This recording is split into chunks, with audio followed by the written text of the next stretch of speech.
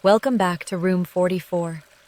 If you've ever heard strange sounds in your home and convinced yourself it was just the pipes, this story might change your mind forever. This is the horrifying account of a woman whose neighbor's wall didn't just creak and groan, it breathed. Before we go deeper, tell me where you're listening from and what time it is. Just curious.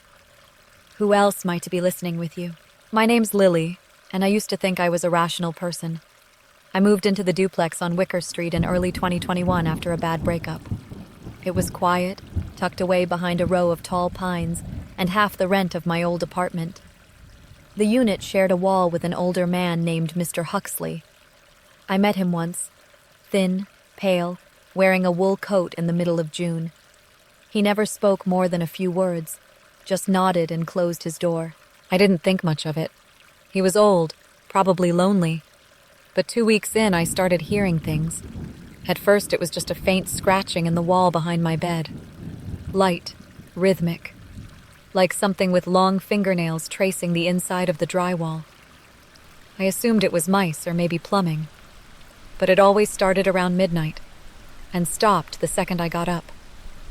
One night, I slammed the wall with my palm. The scratching stopped.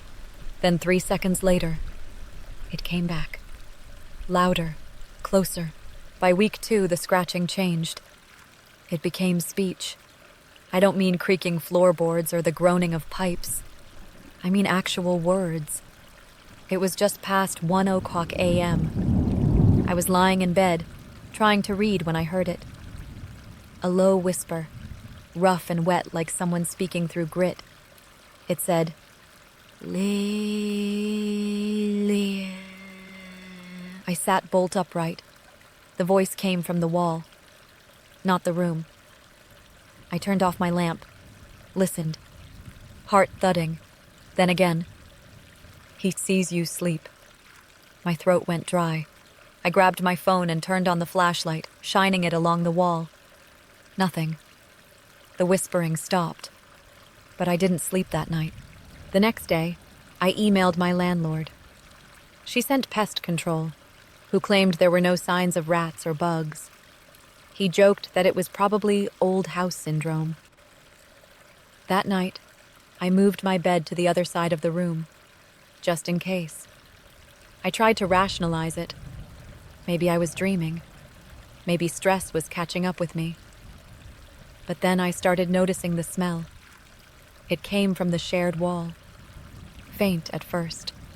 A sweet, cloying stench like rotting fruit. But by the third night, it was stronger. Wet. Organic. Wrong. I pushed my nose close to the outlet on that wall. The scent oozed out of it like breath. I began to hear not just whispers, but movement. Something inside the wall. Something slow. Dragging. Slithering. It wasn't rats. If this story is crawling under your skin, hit that subscribe button, like the video, and turn on notifications. You're watching Room 44, where the real terror hasn't even begun yet. I knocked on Mr. Huxley's door. No answer. 3 days later, there were flashing lights outside. Police tape, coroners, stretchers. Mr. Huxley was dead. They said he died of natural causes, but it didn't sit right. I overheard the officer say he'd been dead at least a week, but I'd heard the whisper just 2 nights ago. The building management came to clean out his unit. Out of morbid curiosity, I snuck in. His place was hoarded to the ceiling. Garbage bags, blacked out windows. And in the middle of the living room, on a small table, lay a dusty leather journal. The entries were short, scrawled in jagged handwriting. "It comes at night, behind the wall." I tried to feed it. She wants me to join her. Don't let the girl next door hear her voice. The last page had one line in red ink. It remembers its face now. Back in my unit, I couldn't stop staring at the wall. There was something behind it.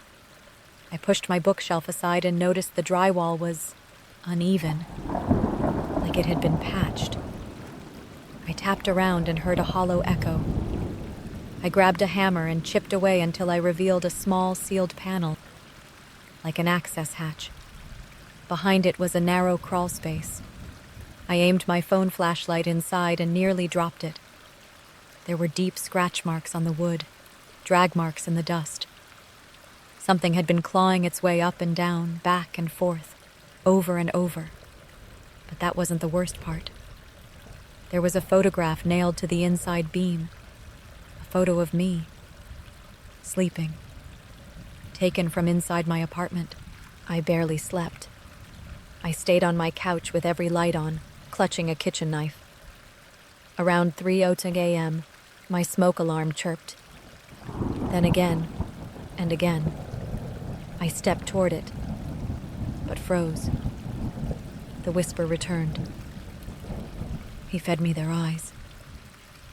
I spun around. Something moved under the paint. The wall rippled. Not like wind, but like a muscle flexing. A handprint formed beneath the surface, pressing outward. Long fingers. Thin. Inhuman.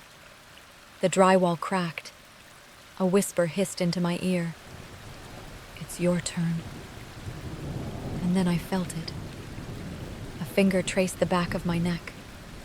Cold. Wet. There was nothing behind me. I screamed and ran outside barefoot into the street. My friends thought I was having a breakdown. I tried moving in with Emily for a week, but on the third night, I heard the scratching inside her walls too. The next day, I returned to the duplex and sealed the hatch shut with furniture, nails, and duct tape. I even burned sage, prayed, anything. But it didn't stop. The voice got into my dreams. The wall began to pulse. I saw faces forming in the plaster, some of them mine, others unfamiliar, screaming. And I began forgetting things. What day it was, where I put my keys, who I called last. One night, I woke up on the floor, bleeding from a small cut on my ankle. And on the wall above me, in blood, was written, I've been here before. I called a contractor and told him to check for structural issues. He never came back. I got a text 2 hours later from his assistant. Mike quit. He said your wall growled at him. I had to know what was behind it. I ripped up the carpet in a frenzy. There, near the edge, was a thin trapdoor, barely visible. I pried it open. Beneath it, a tunnel, dirt walls, claustrophobic. The smell hit me like a wave. I crawled in. Within feet, I saw remnants, old shoes, broken toys, a child's diary half rotted. Bones. So many bones. And symbols scratched in the dirt. Ancient. Repeated. Then I saw a body. Slumped. Face down. Long decayed. A photo pinned to its chest. Another picture of me, but younger. 10 years ago. A photo I didn't know existed. I ran. I packed what I could and left that night. I stayed at a friend's. I didn't sleep. I barely spoke. But it followed me. Mirrors in my hotel room fogged up with messages. I remember you. You wore my skin. I looked at old photos of myself and began to notice something. In the background, in the reflection of windows, in bathroom mirrors, a face peeking from behind the wall. Everywhere I'd ever lived. Not Mr. Huxley, not me. Something between. Something trying to get out. I went back one last time to the duplex to destroy the wall. I brought a sledgehammer and a friend for backup. We tore it open. Behind the drywall was not just empty space. It was a chamber, lined with mirrors, all of them angled to reflect the center. In that center, a chair, straps, a pile of clothing that looked familiar. My old hoodie, my jeans, even the socks I'd lost months ago. Then something moved in the reflection. A woman, exactly like me, except she was grinning. It took me a long time to remember, she said. But I was here first. I smashed the mirror. My friend screamed. I turned, but the chair was empty. If this story made your skin crawl, don't forget to like, subscribe, and share it with someone who's ever heard a strange sound in their home. Because sometimes what's behind your wall isn't a mouse. It's something that remembers you. This is Room 44. Stay safe. Stay aware. Sleep with the lights on.